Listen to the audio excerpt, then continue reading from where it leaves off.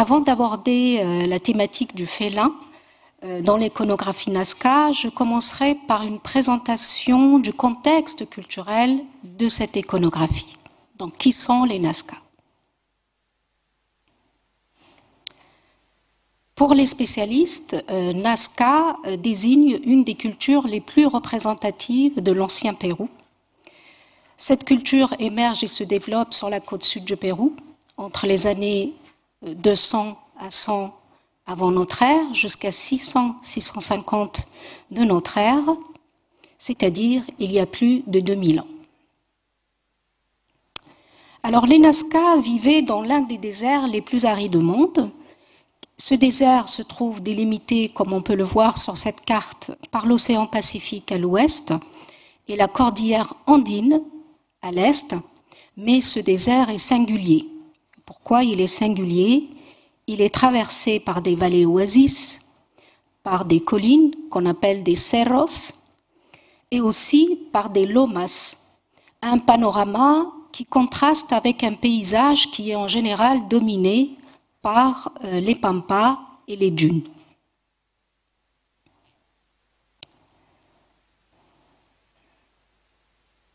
Les Nazca connaissaient aussi l'existence de cours d'eau souterrains qui, comme les rivières, avaient leur source dans les glaciers de la cordillère à l'est du territoire des Nazca.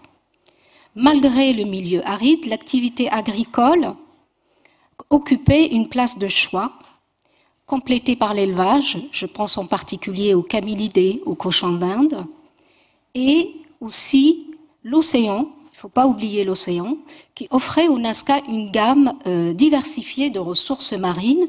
On pense en particulier bien sûr à la pêche, mais aussi à la collecte des coquillages.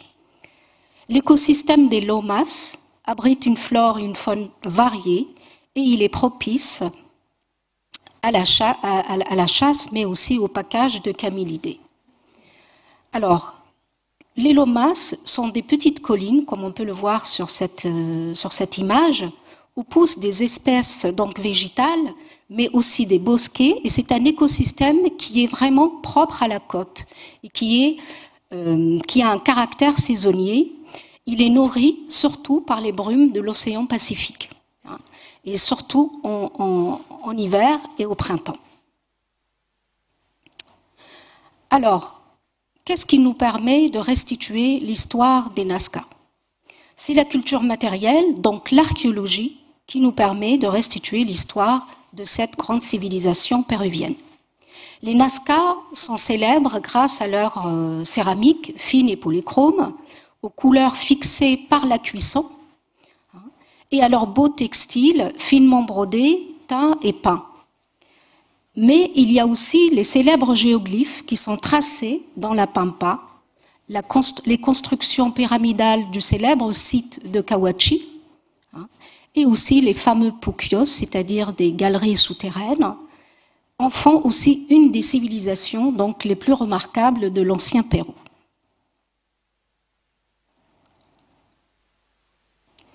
Je vais passer à la suivante. Les Nazca aussi pratiquaient ce qu'on appelle la déformation crânienne et le rituel de la tête trophée, des pratiques dont témoigne l'iconographie, mais aussi beaucoup de contextes archéologiques, comme on peut le voir ici sur ces photos. On a l'iconographie qui est représentée donc en bas de l'image, qui représente ces personnages qui défilent et qui dansent, sans doute une danse rituelle, qui illustre aussi, donc leurs crânes sont déformés, mais on a aussi des contextes archéologiques, des crânes qui sont déformés, comme on peut le voir ici sur ces figures. Alors, revenons à notre thématique. Il faut savoir que la représentation du félin est celle qui a nourri le plus l'iconographie et la symbolique de l'Amérique ancienne. À titre d'exemple, nous avons les Muchica, le dieu Ayapaec, qui est représenté avec une face de jaguar, une gueule grimaçante, comme on peut le voir sur cette image. Cette image est directement héritée donc, des Kupesniké, qui ont été les premiers diffuseurs de ce qu'on appelle le culte du félin. Une image qui sera adoptée aussi par les Chavines, en ajoutant à ce personnage donc des bâtons de commandement, et qui servira plus tard de modèle pour les représentations des divinités Nazca, mais aussi Pokhara, Tiahuanaco et Wari. Et vous avez donc une chronologie qui peut situer toutes ces cultures de l'ancien Pérou et de la Bolivie aussi. Alors, pour revenir aux Nazca, pour représenter le félin, les Nazca se sont inspirés d'un petit félin qui s'appelle le oscuyo, Ophilis culocolo. C'est un félin sauvage qui était très répandu sur la côte et qui a pratiquement disparu de nos jours. Ce félin se caractérise par un pelage avec des dessins en forme de demi-lune, une queue et des pattes rayées, des petites oreilles et un pelage rayé sur le crâne, et cet animal vit encore dans les régions de la Sierra, c'est-à-dire dans la montagne, jusqu'à nos jours. Et puis, on peut voir que dès l'horizon ancien, c'est-à-dire aux alentours de 1000 ans avant notre ère, les populations de la région Nazca ont représenté ce félin sauvage. On peut le voir ici sur les pétroglyphes de Chiquitara, dans la vallée de Palpa, où il est associé à des symboles solaires et lunaires, ou à des gravures de condors et autres oiseaux. Des éléments que l'on retrouve par la suite dans l'iconographie Nazca. Alors, cette figure emblématique aux traits de félin, datée de la période Nazca, on la retrouve sur différents supports. Comme on peut le voir sur cette image, on a de la céramique, des textiles, une calebasse, sur l'art rupestre, et récemment sous une forme de géoglyphe de 37 mètres carrés de long, 37 mètres de long, tracé sur le flanc d'une colline dans la région de Nazca. Alors, à première vue, cette image se caractérise par son apparence féline. Les spécialistes la définissent comme la principale divinité Nazca et la nomment le démon félin ou l'être mythique anthropomorphe. Ce personnage porte en général un diadème sur le front, représentant un oiseau de face en plein vol et un masque bucco-nasal dont les extrémités rappellent les vébris ou les moustaches, qui illustrent donc des têtes de serpents ou bien des têtes trophées, comme on peut le voir ici sur cette image.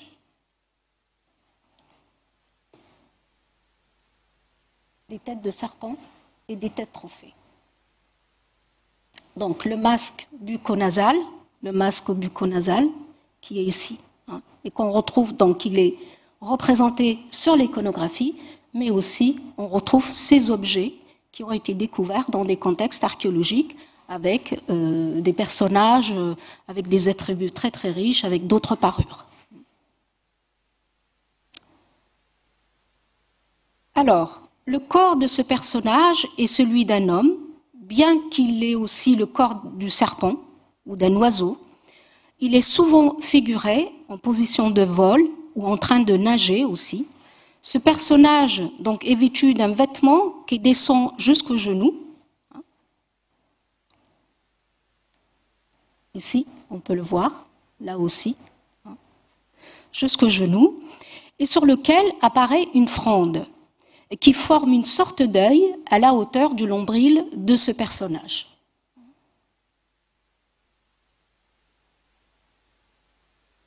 Ici, exceptionnellement, donc il a une sorte de tête trophée. Tout ça, c'est une série de têtes trophées.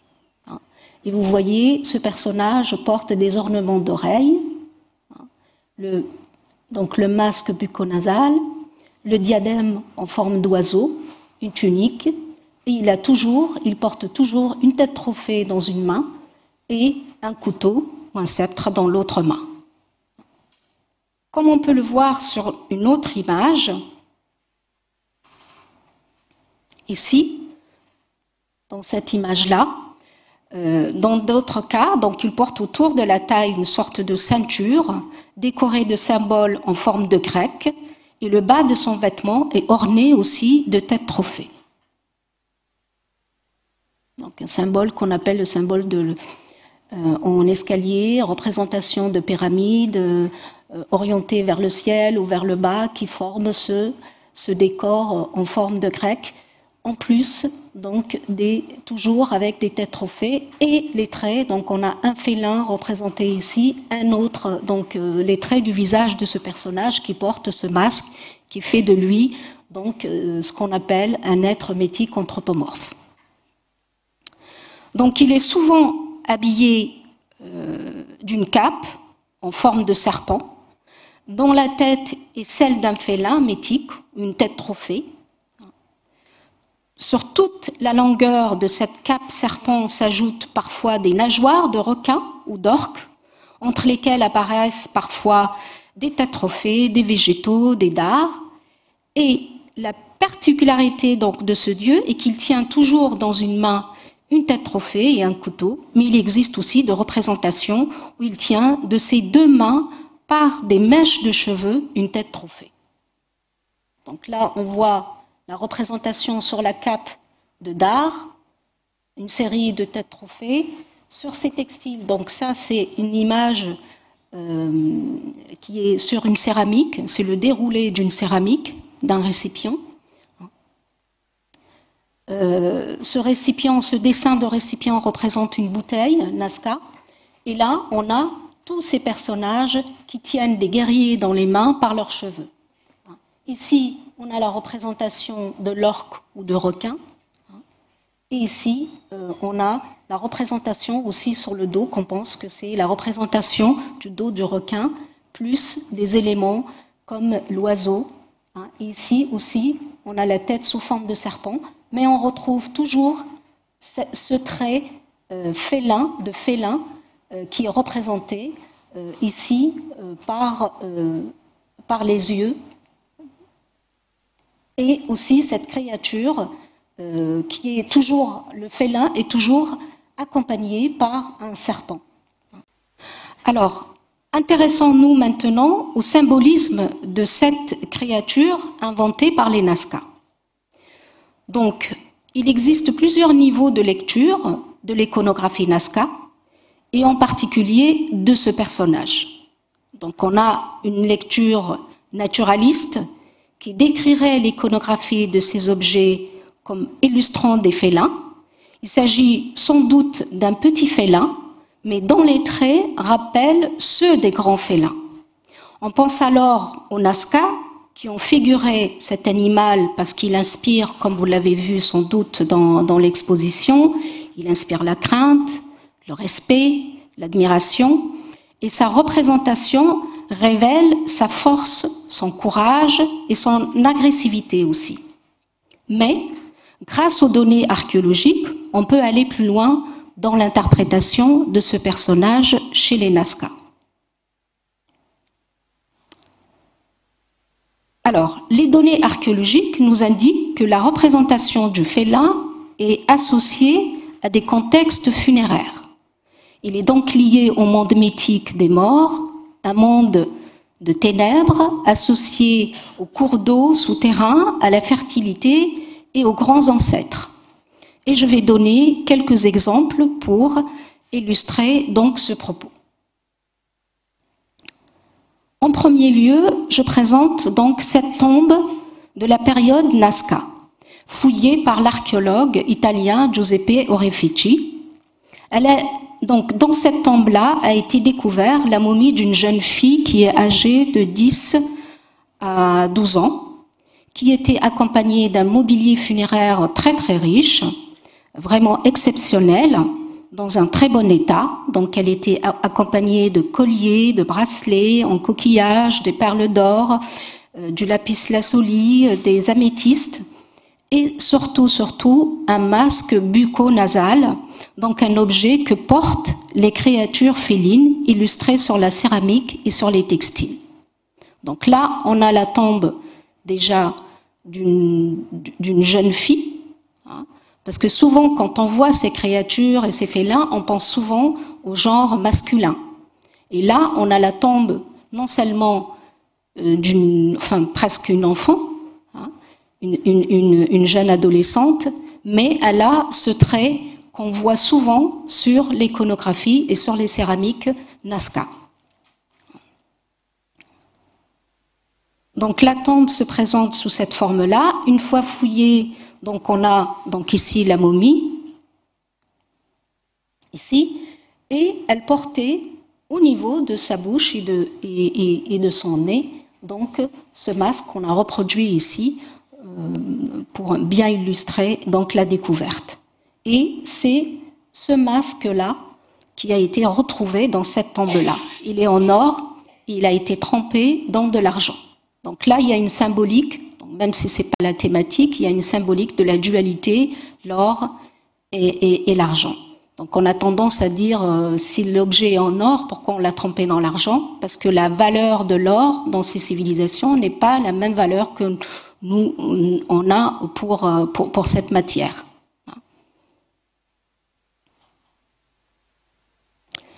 Alors, en parlant de contexte funéraire, cette frise de l'époque Paracas tardif, datée de 200 à 100 avant notre ère, associée à un contexte funéraire, illustre aussi un être anthropomorphe dont la position et les traits du visage rappellent clairement le félin Nazca. Là, bien sûr, on a une tombe qui a été fouillée dans le cadre du programme que je mène avec une équipe franco-péruvienne, donc dans la vallée d'Ica. Et donc, elle est de la période Paracas. Paracas, bon, c'est une culture beaucoup plus ancienne que celle, des Nazca, mais on a un certain moment les deux cultures donc elles sont un certain moment dans l'histoire du Pérou, de l'ancien Pérou, on a ces deux cultures qui se croisent. Et donc, c'est presque les mêmes dates. On a 200 à 100 avant notre ère. C'est le début des Nazca et c'est la fin des Paracas. Et on a donc ce personnage, cette frise qui a été découverte dans un contexte funéraire. Ici, on a eu la chance d'avoir justement ce contexte qui a été pillé. Donc on a ici les restes du crâne, mais on a réussi à avoir tout ce contexte complet et on a cette frise qui représente sur ce dessin ce personnage-là qui rappelle donc le félin. Donc encore une fois, on peut argumenter et dire que le félin est en relation avec des contextes funéraires et en relation avec la mort ou le monde souterrain. Je donne aussi un autre exemple. Le contrôle donc, du monde souterrain et de l'obscurité est évoqué dans l'emplacement du célèbre lanson de Chavin, qui représente un félin anthropomorphe. Donc, comme on peut le voir, ce monolithe a été placé dans une zone sombre, à l'intérieur ou au centre des galeries souterraines du temple de Chavin. Ici, on a ce personnage. Donc, évidemment, Chavin, c'est beaucoup plus ancien que les Nazca. Et donc là, on a ce monolithe qui est dans son contexte archéologique. Et puis là, on a un dessin qui représente, pour mieux illustrer, donc la représentation de ce félin. Comme vous pouvez le voir, il y a toujours cette idée de dualité. Il a une main qui va vers le haut et une autre qui va vers le bas. Et bien sûr, il est toujours associé à des créatures serpents qu'on retrouve ici sur son vêtement et là aussi.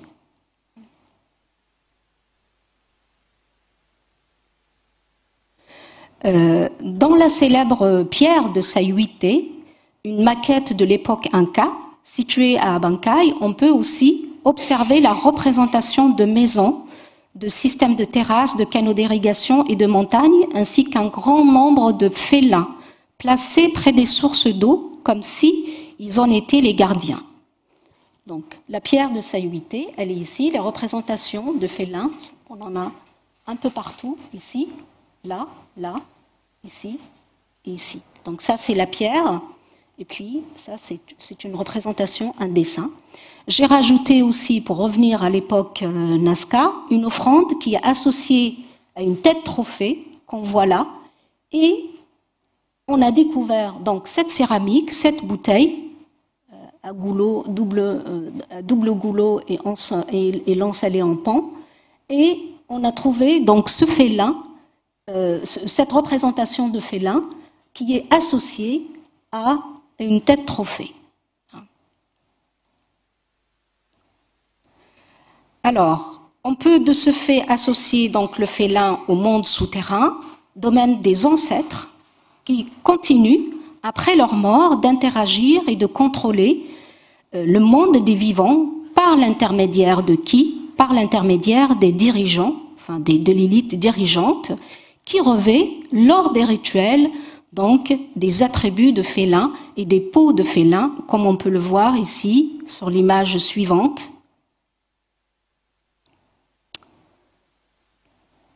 Donc là, on a des représentations, on n'est plus comme dans tout ce que j'ai présenté sur les textiles et les céramiques. Vous voyez que le personnage, il change. Hein. Il n'a plus les mêmes attributs, mais il a cette apparence féline par son déguisement de peau de félin, comme on peut voir sur ce textile et sur ces céramiques. Alors, là, on a parlé des données archéologiques. Et on va passer maintenant, pour consolider notre interprétation, on va passer donc aux données ethnographiques. Donc les données ethnographiques consolident l'idée selon laquelle il existe un lien entre l'ancêtre et le félin. Donc des enquêtes et des études ethnographiques ont démontré que, par exemple, le félin ou le puma évoque la maturité et la vieillesse selon l'anthropologue Gary Horton.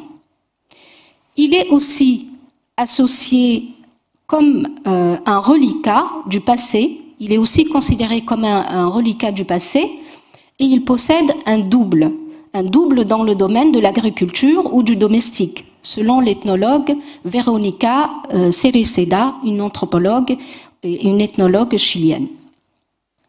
Alors, le félin représente le modèle de la force et de la sagesse, qualités sociales qui sont particulièrement valorisées chez l'homme parvenu à l'âge de la maturité, selon l'anthropologue et l'historien, le célèbre anthropologue historien Tom Zwiedema.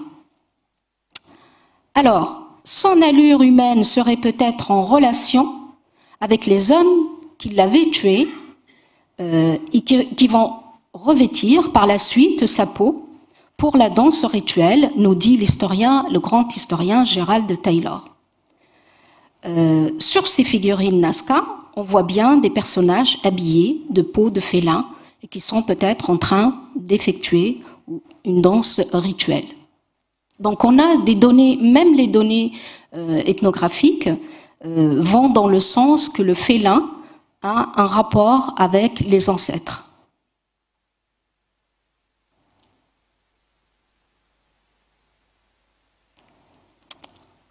Dans une étude ethnographique plus récente relative à la perception du puma par les paysans quechua-phones dans la région de Huaraz, Doris Walter démontre que le puma est une représentation symbolique des ancêtres. Donc, dans son enquête, il observe que le puma possède des caractéristiques animales, mais aussi humaines, dans la conception des paysans de cette région-là. Alors pour eux, ce félin, il empoigne, il siffle, il jette des pierres, il croise les mains derrière son dos et il peut même marcher sur ses deux pattes. Et on appelle cet animal dans cette région abuelo, c'est-à-dire grand-père ou ancêtre.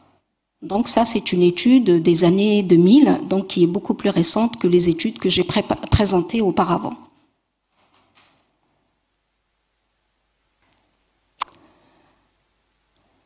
Alors ici, on va passer à une autre lecture ou à un autre niveau d'interprétation de la représentation du félin. Le personnage peut représenter un chaman ou un personnage de l'élite Nazca qui a la capacité de circuler entre les trois mondes, le monde des vivants, la terre, le monde des morts, c'est-à-dire le monde d'en bas, et aussi le monde, celui des divinités, le monde d'en haut.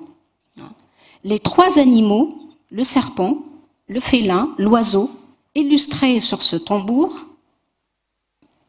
ici, représentent donc ces trois mondes. Mais on peut aussi donner une autre lecture à cette iconographie.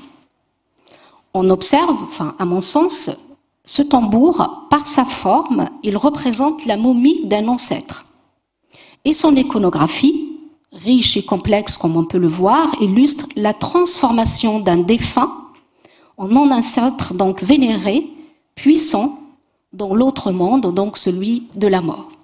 Donc là, ce qu'on voit ici, évidemment, on peut penser à un chaman ou un personnage qui a la capacité de circuler entre ces trois mondes, mais ça évoque aussi ce qu'on appelle les fardeaux funéraires ou les paquets funéraires, les momies, Nazca et Paracas.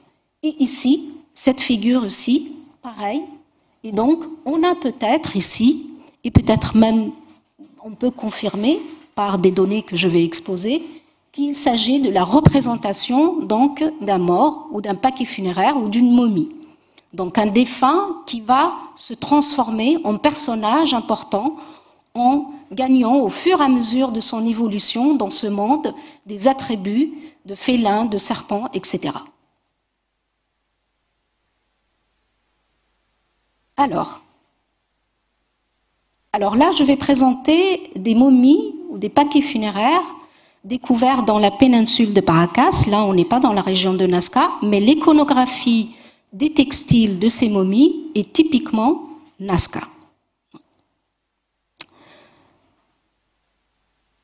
Alors, que raconte un fardeau, ce qu'on appelle un fardeau Nazca ou un fardeau dans le langage des spécialistes, Paracas Necropolis, etc.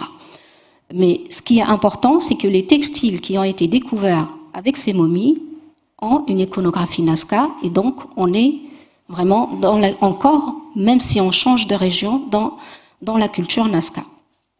Donc le fardeau relate la transformation du mort en un être vénéré, donc l'ancêtre. Il relate sa naissance, sa croissance, sa vie d'adulte, de défunt, et puis sa transformation en cet être surdimensionné et richement décoré. Donc on peut voir cette évolution dans la fabrication de ce fardeau, dans sa préparation. On va le mettre dans un panier, dans une position qui rappelle sa naissance, et on va au fur et à mesure le couvrir de textiles, déposer des offrandes, des vêtements, etc., jusqu'à en faire vraiment un paquet qui peut peser vraiment très lourd et qui peut mesurer 1,50 m donc de haut et 1,50 m de large. Alors, comment peut-on parler de cette... comment peut-on argumenter et dire que c'est une transformation? Donc, on a en premier les vêtements qui sont déposés dans le fardeau. On a les vêtements miniatures sont déposés près du corps et les autres sont déposés sur la couverture, la dernière couverture du fardeau. On a des tissus, ce qu'on appelle les mantos, qui peuvent donc tout cet attirail, tous ces objets et ces textiles relatent donc les étapes de transformation de ce personnage. Cette transformation est représentée dans l'iconographie des mantos, des grands textiles Nazca. Donc là, par exemple, on voit les figures anthropomorphes qui apparaissent sur certains textiles quasi nus, donc elles n'ont pas de vêtements, et puis petit à petit, elles commencent à générer des plantes, peut-être grâce au liquide du corps, dans le sang, pour devenir des figures vraiment imposantes, aux attributs très complexes, comme on le voit sur ces images. Et donc les personnages se transforment en des animaux, des condors, des requins, des orques. Et donc là, on peut le voir ici, Donc on a ce personnage qui a juste peut-être un vêtement et qui petit à petit, il va avoir de la parure, des ornements d'oreilles, le masque buccal ici, et puis tous les attributs qu'on a vus sur les images que j'ai présentées auparavant. Et puis ici, on a cet être qu'on appelle l'être mythique anthropomorphe, qui est désigné donc d'ancêtre. Ici, on a un textile où on voit cette transformation. Là, ce textile brodé, donc il n'est pas fini, ce personnage n'est pas fini. Mais en fait, ce n'est pas parce qu'on ne l'a pas fini, on n'a pas eu le temps, tout simplement parce qu'on veut représenter la transformation de ces personnes importantes dans la société Nazca, en des personnages importants qui ont tous ces attributs.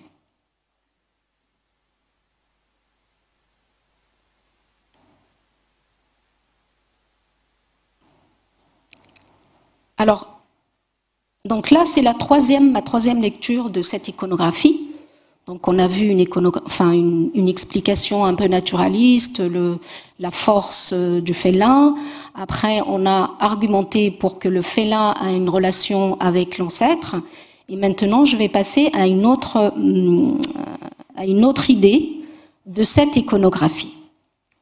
Alors, si l'on regarde de près ces êtres catalogués, donc de félins, d'oiseaux, d'orques, on s'aperçoit qu'il s'agit d'images hybrides composées d'entités humaines et non humaines, des parties d'objets, des animaux, des plantes et autres éléments qui s'imbriquent et qui forment en définitive un être intrinsèque, unique en son genre.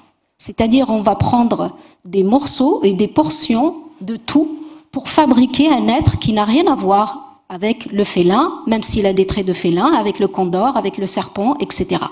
Et on peut le voir ici, j'ai choisi donc cette image qui est très représentative, c'est un textile où on a ce personnage dont la tête est formée par deux poissons, comme on peut le voir ici, puis sa coiffe, peut-être ses cheveux ou une partie de sa coiffe, vous avez le corps donc d'un serpent, mais aussi la tête de camélidé, donc peut-être un lama. Et puis vous avez ici, il a toujours les mêmes attributs, la tête trophée, hein, un couteau sous forme de poisson. Et ce qui est intéressant, donc en décomposant ces images, il est possible de voir que les différents signes et motifs créent donc des images cohérentes en utilisant un code bien précis qui est, par exemple, la juxtaposition, la superposition, la symétrie, la fusion, la rupture des éléments, ainsi que la répétition et l'imbrication des éléments pour former ces êtres. Mais on utilise aussi l'inversion. C'est-à-dire que pour regarder une image Nazca, ou même dans l'iconographie de l'Amérique ancienne, il faut vraiment jouer avec ces images et les inverser et les regarder vraiment dans tous les sens. Et là, on a un exemple très parlant. Donc l'inversion de la figure crée un autre être. Et donc les branchies se transforment en tatouages sous les yeux d'un visage aux traits de félin, et les compositions donnent l'impression que cet être est en train de nager. Donc là, j'ai inversé l'image, et là, on a notre tête de félin ici.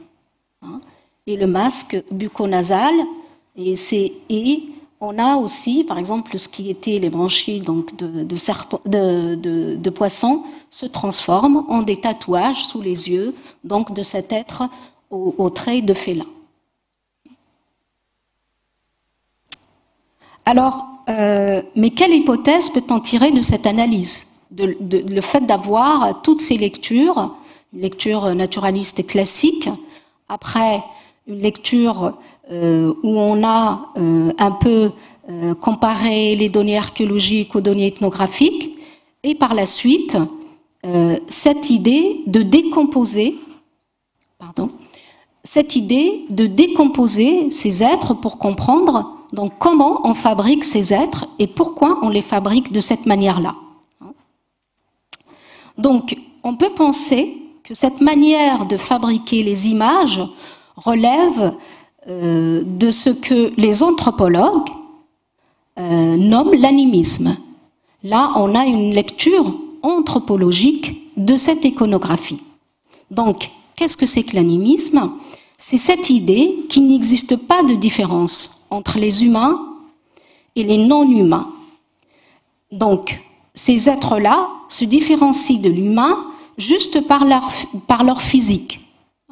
C'est-à-dire que dans la croyance andine, et peut-être même dans d'autres parties du monde, on a ces êtres dans la croyance donc des Andins ont une âme. On peut interagir avec eux d'égal à égal. C'est pour cette raison qu'on a, en fait, il y a une sorte une sorte d'explication. On peut donner cette explication, mais pourquoi réunir tous ces éléments ensemble?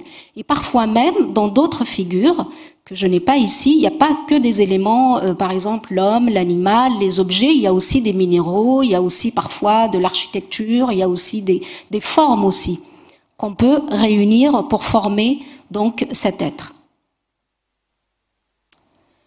Donc ces concepts, je peux me permettre de dire, pourraient nous servir aujourd'hui pour changer notre rapport à notre environnement. Si on considère que les plantes, les objets, les montagnes et tout ce qui nous entoure a une âme comme nous, enfin, comme l'être humain, on peut peut-être changer notre façon de traiter la Terre ou même notre façon de voir l'autre qui est différent, qu'il soit humain ou non humain. J'ai encore un peu de temps. Maintenant, je voudrais aussi passer à un autre niveau d'interprétation qui est le statut de cette iconographie. Mais quel est le statut de cette iconographie? Donc, après avoir présenté donc, des analyses qui s'appuient sur des données archéologiques, mais aussi anthropologiques, il est possible de dire que le statut de la représentation du félin et d'autres créatures ne se limite pas à un aspect religieux, cérémoniel ou rituel. Donc cette iconographie possède, à mon sens, aussi une nature politico-religieuse. Pourquoi? L'iconographie témoigne donc de sociétés hiérarchisées.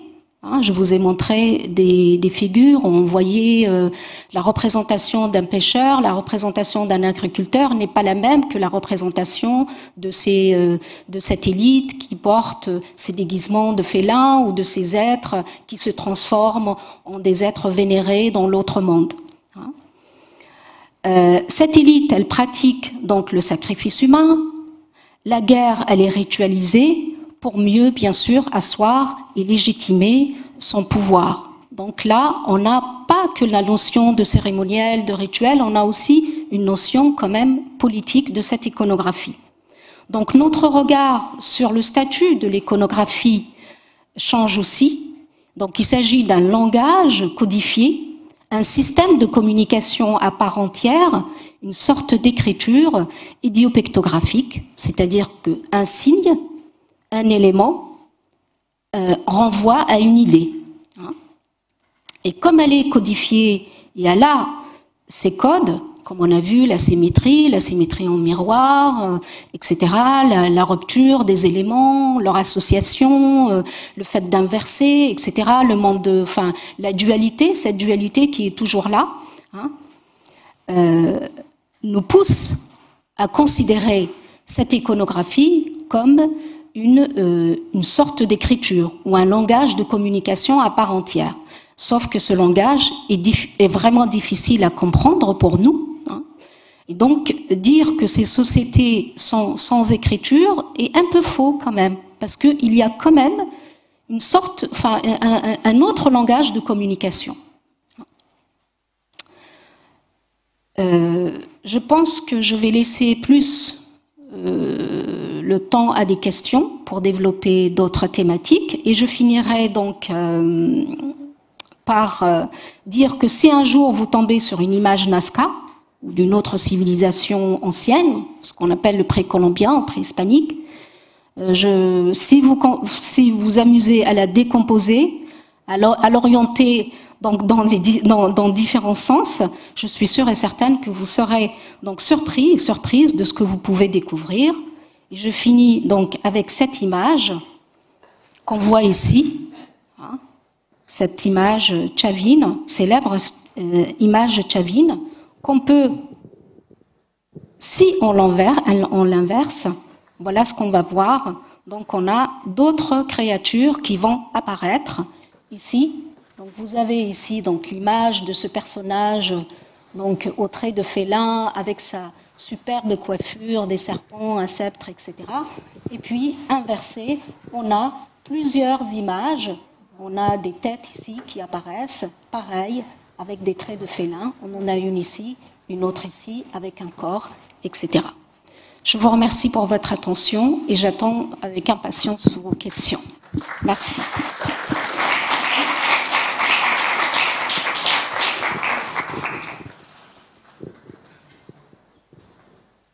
Là, je vous ai aussi mis une bibliographie, des publications qui sont en ligne. Vous pouvez aussi aller sur le site de la page web du programme archéologique Anima Saltas, où vous pouvez trouver et télécharger donc ces articles. Voilà. Vous avez aussi un livre vraiment très important que vous pouvez sans doute, je ne sais pas s'il est toujours, si on peut l'acheter, mais qui est donc sur les mythes de Huarochirí par Gerald Taylor, qui est vraiment très intéressant et facile à lire. Voilà. Ici. Oui. Bon, allô, oui. Bonsoir. Bonsoir. Merci beaucoup pour votre exposé et ces très belles images si bien colorées. Ça fait plaisir. Moi, là, je vois justement le paquet. Vous appelez ça un paquet, c'est ça? Enfin, c'est un fardeau. Fardeau, voilà. C'est enfin un fardeau. Pour expliquer ce que c'est qu'un fardeau, c'est un paquet funéraire. Voilà. Comme vous avez vu, donc c'est fabriqué. En fait, les Paracas et les Nazca ont enterré leurs morts de cette manière-là. Ils ont donc fabriqué ces fardeaux pour, comme je l'ai expliqué, qui nous montre donc une transformation d'un personnage, sans doute de l'élite, un personnage important dans la société, qui va devenir dans l'autre monde un ancêtre.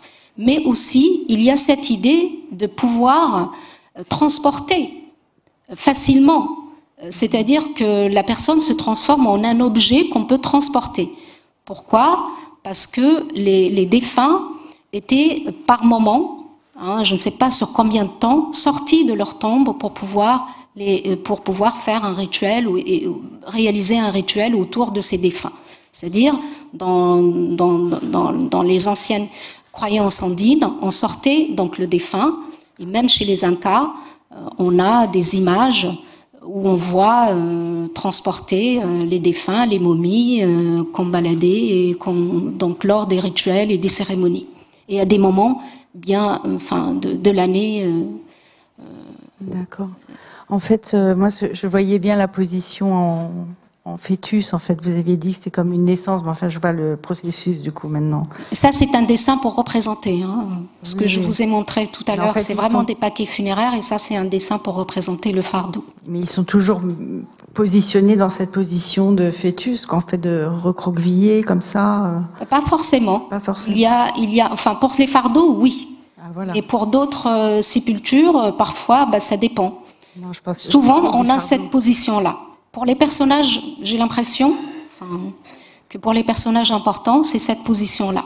Par exemple, les personnages qui ont été enterrés, donc couchés sur le dos, c'est souvent, ils n'ont pas d'objet, ou ils sont enterrés directement dans des remblais. D'accord. Et c'est souvent des sacrifiés.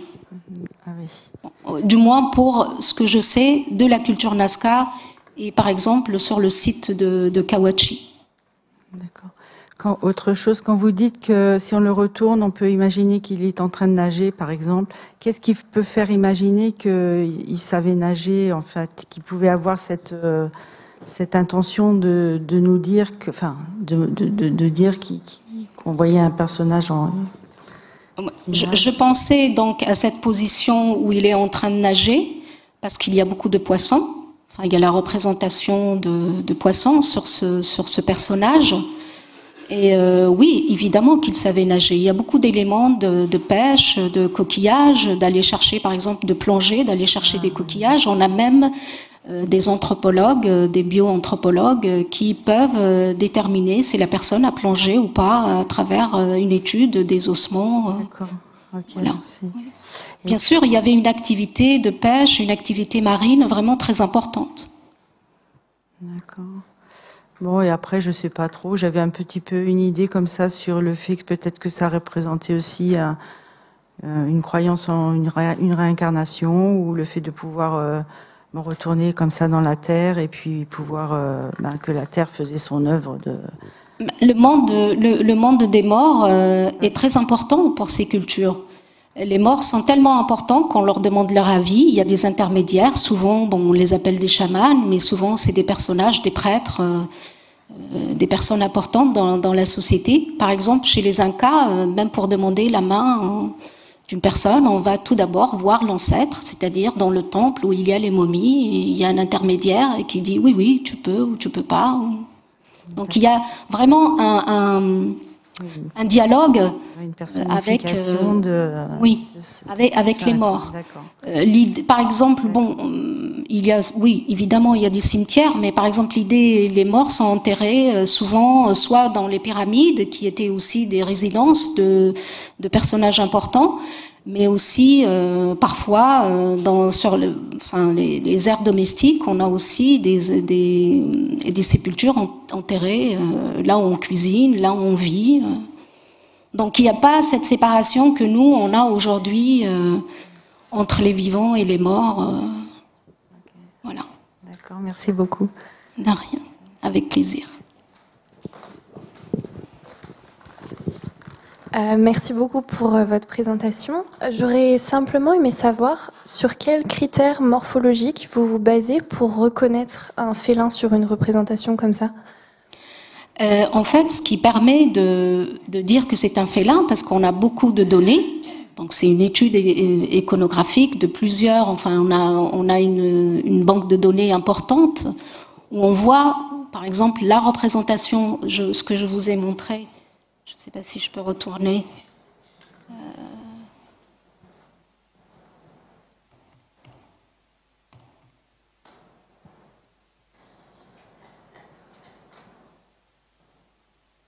Par exemple, ici, on a vraiment la représentation de ce petit félin. Et puis, vous avez sur ce masque qui rappelle un petit peu les traits du félin. Donc, on peut dire que c'est un félin. Enfin, après, à la fin de ma présentation, vous avez bien vu qu'il n'y a pas que le félin. C'est vraiment une composition de différents êtres, et des objets, des animaux, des portions parfois même de l'architecture. On peut représenter, par exemple, dans le vêtement d'un personnage, une pyramide. On peut représenter un fruit, un légume, etc. Et en fait, c'est pas que le félin. Mais quand on regarde ces personnages, la première chose qui saute aux yeux, c'est vraiment ces traits de félin.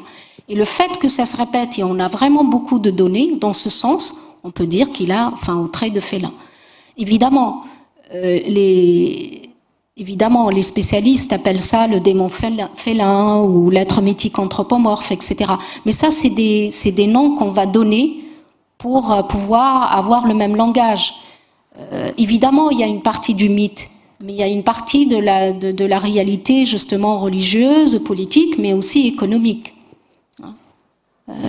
Donc, quand on voit ces personnages, je ne sais pas si je les ai présentés ici, oui. Vous voyez, là, on a une activité, pour revenir à la pêche, on a une activité de pêche, et on a ces personnages qui sont toujours représentés dans le monde de l'au-delà, quoi, de la mort. On voit bien que c'est des personnages qui ont rapport avec la mort. Donc, la répétition, c'est un modèle qui revient Donc, et c'est comme ça qu'on peut dire au trait de félin.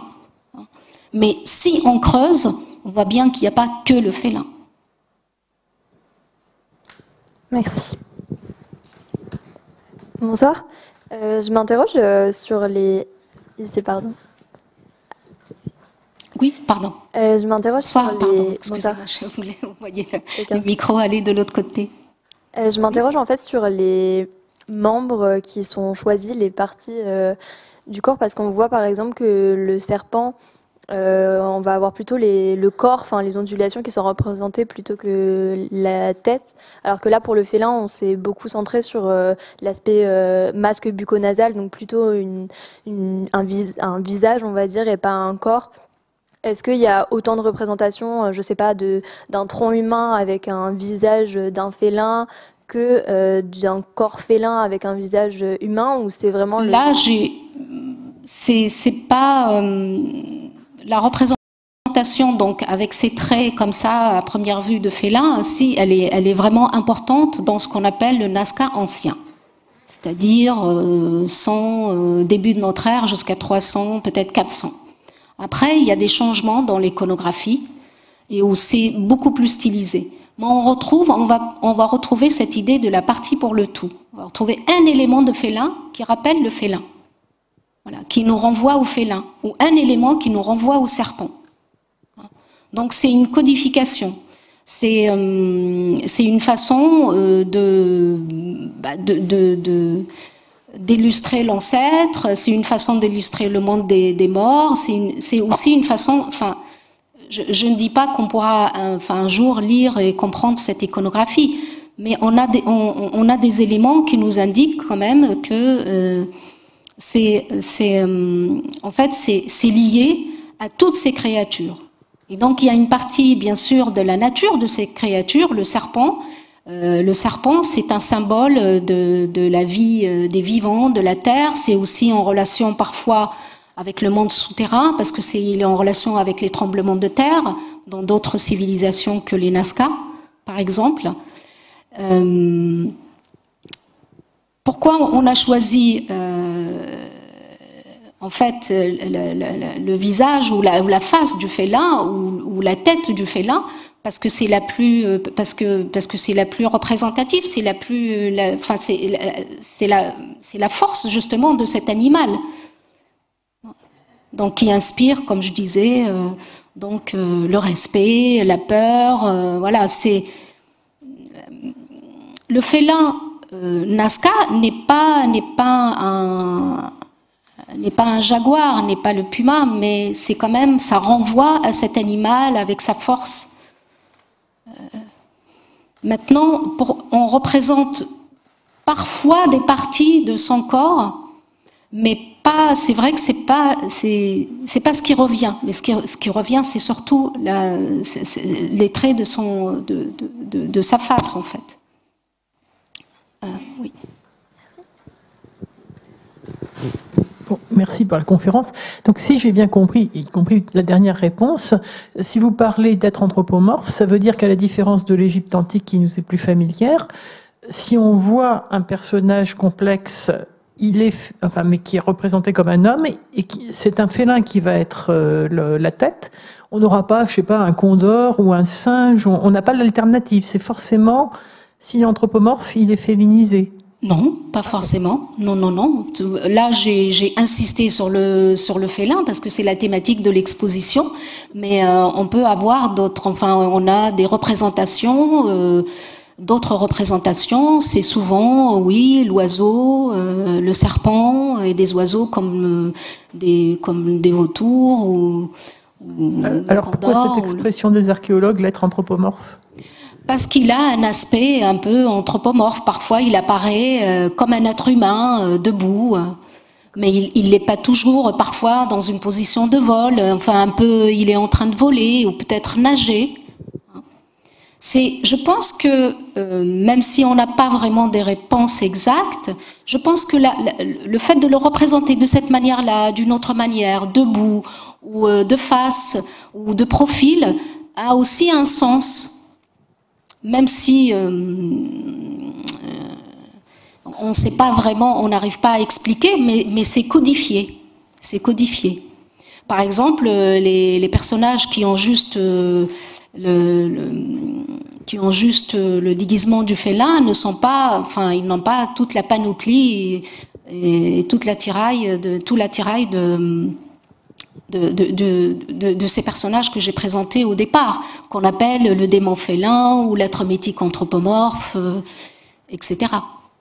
Donc il est mythique parce que c'est une créature qui n'existe pas, mais elle existe dans la vision de ceux qui l'ont fait et construit. Donc c'est une croyance, donc c'est difficile de dire à quelqu'un qui croit que ça n'existe pas. Enfin, c'est une vision du monde qui est différente de la nôtre. Voilà. Moi, je pense aussi que le fait de...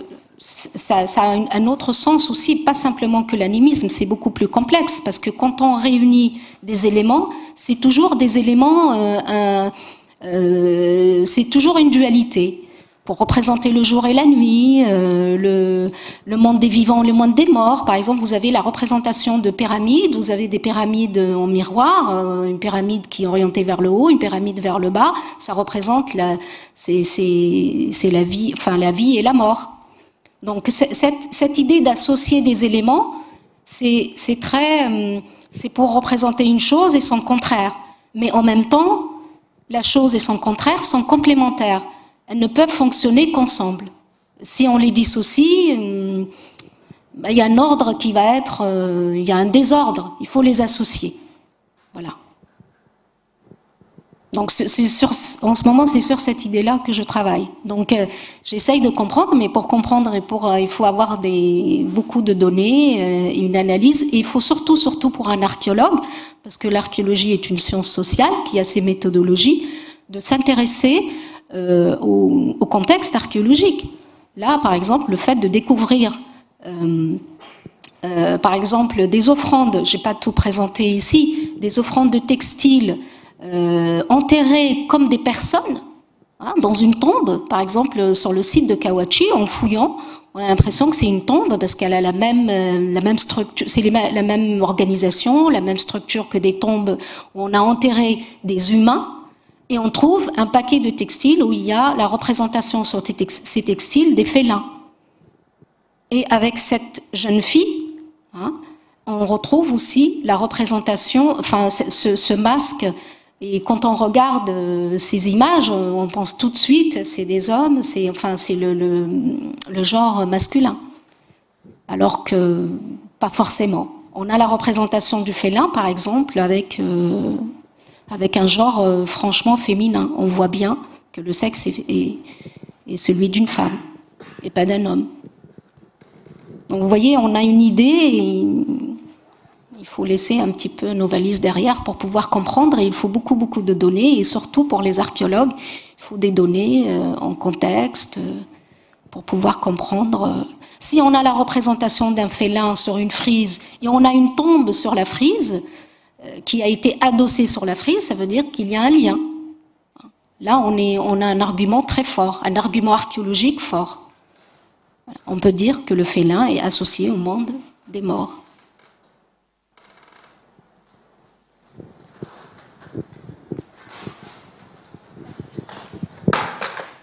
J'aurais juste voulu revenir sur cette pratique de déformation crânienne. En quoi est-ce qu'elle... Quel est l'intérêt, et est-ce que du coup ça va être les offrandes qui vont être données à la fin ou comment? Alors,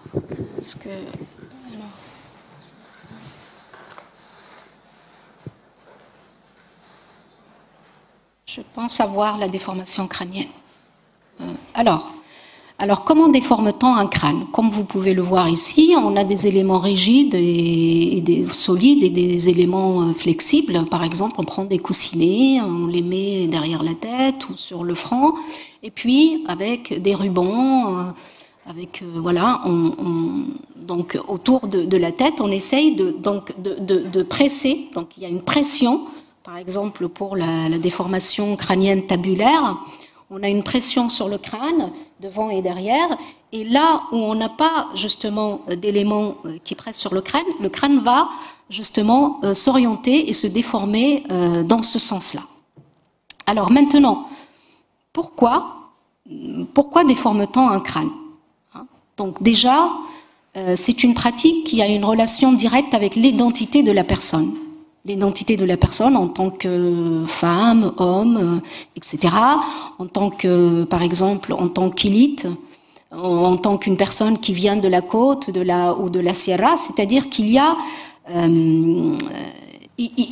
toujours cette idée